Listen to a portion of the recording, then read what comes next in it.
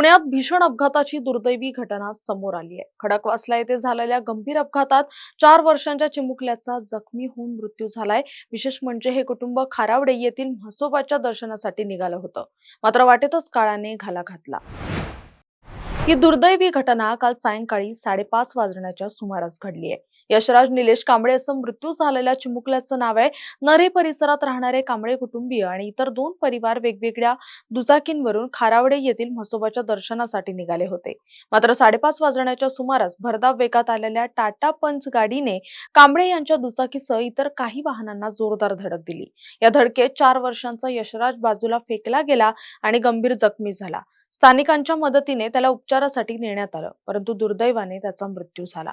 दरम्यान कार चालक अमोल गोरक्षनाथ घेगडे हा अत्यंत मद्यधुंद अवस्थेत असल्याचं प्रत्यक्षदर्शींनी सांगितलं। त्याच्या विरोधात नांदेड सिटी पोलीस स्टेशनमध्ये गुन्हा दाखल करण्यात आला असून त्याला अटक करण्यात आली आहे।